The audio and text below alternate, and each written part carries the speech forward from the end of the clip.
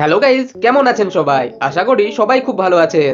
তো গাইজ, এর আগে হাইড্রোলিক প্রেস নিয়ে আপনারা তো অনেক ভিডিওই দেখেছেন, কিন্তু তখন কি হবে যখন এই হাইড্রোলিক প্রেসের নিচে একটি মানুষের হাতকে রেখে দেওয়া হবে? আপনারা কি কখনো এটা ভেবে দেখেছেন যে হাইড্রোলিক প্রেস দিয়ে চাপ দিলে হাতের কি অবস্থা হবে?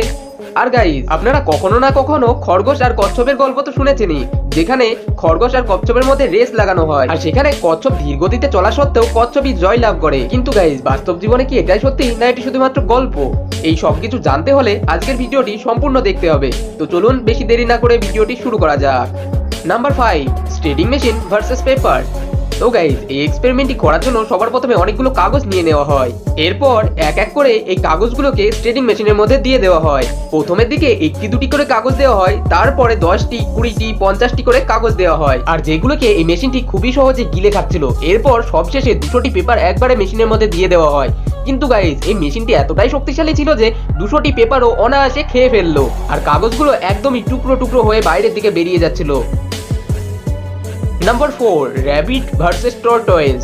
তো গাইজ, আপনারা কোনো বইয়ে না হয় কোনো কার্টুনে অথবা কোথাও থেকে এই গল্পটা হয়তো কখনো না কখনো শুনেছেনই, আর সেটা হচ্ছে কচ্ছপ আর খরগোশের গল্প।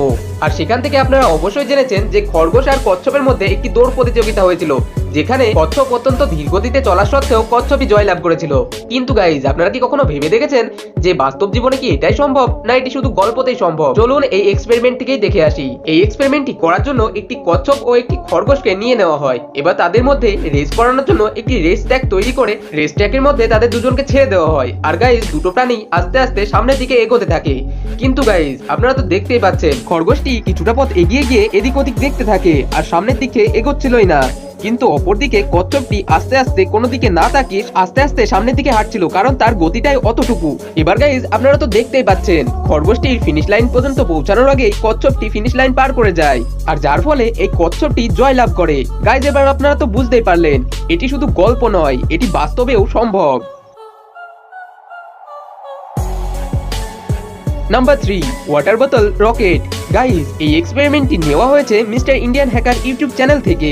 এই এক্সপেরিমেন্টটি করার জন্য অনেকগুলো বোতল নিয়ে নেওয়া হয়। এবার সেই বোতলের নিচে একটি ফুটো করে একটি সাইকেলের ভালভ লাগিয়ে দেওয়া হয়, আর আপনারা সেটা ভিডিওর মধ্যে দেখতেই পাচ্ছেন। এবার এরকম ভাবেই আরেকটি বোতলের নিচেও সাইকেলের ভালভ লাগিয়ে নেওয়া হয়, আরেকটি বোতল খালি অবস্থায় নেওয়া হয়, যেটাতে কোনো কিছুই করা ছিল না। এবার এই বোতলগুলিকে একে অপরের সাথে অ্যাটাচ করে দেওয়া হয়, ঠিক যেমনটা আপনারা ভিডিওর মধ্যে দেখতেই পাচ্ছেন। এবার এই 3টি বোতল দিয়ে তৈরি করা জিনিসটা অনেকটা রকেটের মতোই দেখাচ্ছিল। এবার ওই বোতলগুলোর মধ্যে জল ঢেলে দেওয়া হয়, তারপর ওই বোতলের মুখে একটি ভালভ লাগিয়ে দেওয়া হয়, যার মাধ্যমে এই বোতলের মধ্যে হাওয়া ভরা হবে। এবার সেই রকেটকে একটি স্ট্যান্ডের মাধ্যমে দাঁড় করিয়ে একটি পাম্পার দিয়ে সেই রকেটের মধ্যে হাওয়া ভরতে থাকা হয়।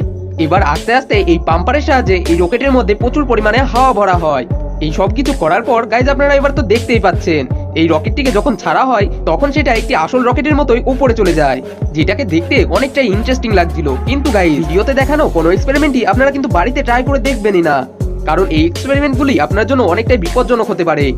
Number 2, hydraulic press versus hand. তো গাইজ, হাইড্রোলিক প্রেস নিয়ে আপনারা তো অনেক ভিডিওই দেখেছেন, আর যে হাইড্রোলিক প্রেস শক্ত থেকে শক্ত জিনিসকেও ভেঙে ফেলতে পারে। কিন্তু গাইজ, তখন কি হবে যখন এই হাইড্রোলিক প্রেসের নিচে একটি মানুষের হাত রেখে চাপ দেওয়া হবে? তখন ঠিক কি ঘটবে চলুন এই এক্সপেরিমেন্ট থেকেই দেখে আসি।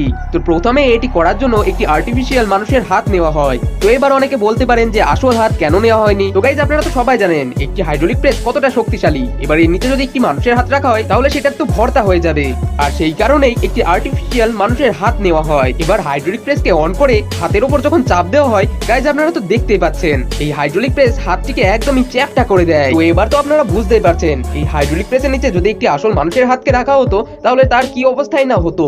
Number 1, making boat using plastic বোতল। তো গাইজ, আমরা এইরকম বোতল থেকে সাধারণত জল বা অন্য পানীয় কিছু খেয়ে বোতলগুলিকে ফেলে দিই, কিন্তু এই এক্সপেরিমেন্টটি দেখার পরে আপনিও অবাক হয়ে যাবেন, কারণ আমাদের এই ফেলে দেওয়া জিনিসগুলো দিয়ে এমন একটি জিনিস তৈরি করা হবে যেটা আপনি কখনোই ভাবতে পারবেন না। এই এক্সপেরিমেন্টটি করার জন্য প্রচুর পরিমাণে বোতল একত্রিত করা হয়। এই স্তূপের মধ্যে প্রায় 1000-এরও বেশি বোতল ছিল।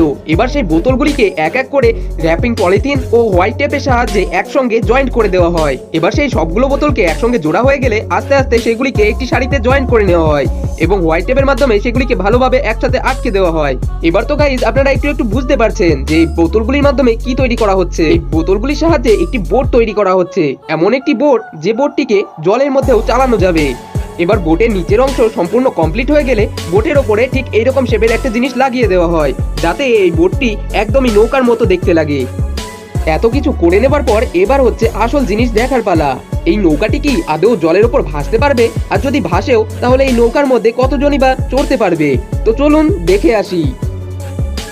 তো তার জন্য এই নৌকাটিকে হাতে করে জলের মধ্যে নিয়ে যাওয়া হয়, আর জলের কাছে পৌঁছে গিয়ে এই নৌকাটিকে জলের মধ্যে ভাসিয়ে দেওয়া হয়। সবার প্রথমে এই নৌকাটিতে দুজন ব্যক্তি উঠে নৌকাটিকে চালাতে শুরু করে। আর গাইজ আপনারা তো দেখতেই পাচ্ছেন এই নৌকাটিকে এই দুজন মিলে অনায়াসেই চালাতে পারছিল, আর যেটা দেখতে অনেকটাই ইন্টারেস্টিং লাগছিল। এবার অনেকটা সময় ধরে এই দুজন নৌকাটিকে চালাতে থাকে, তারপর এই নৌকাটিকে আবার তীরের কাছে নিয়ে আসে। এরপর ক্রেজি XYZ টিমের সবগুলো মেম্বারই এই নৌকার মধ্যে চড়ে যায়। এবার তো গাইজ আপনারা দেখতেই পাচ্ছেন এই 1000 পিস বোতল দিয়ে তৈরি করা নৌকাটি এই 6 জনের ওজন খুবই সহজে সামলে নিতে পারছিল।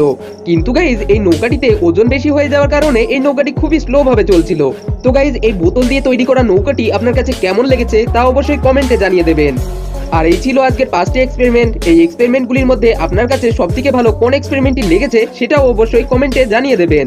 আর আপনারা যদি এইরকমই ইন্টারেস্টিং আরো ভিডিও দেখতে চান তাহলে আমাদের এই ভিডিওটিকে একটি লাইক করে চ্যানেলটিকে সাবস্ক্রাইব অবশ্যই করে নেবেন। তো আবার দেখা হবে নেক্সট একটি ইন্টারেস্টিং ভিডিওর সাথে। ততক্ষণ ভালো থাকবেন, সুস্থ থাকবেন।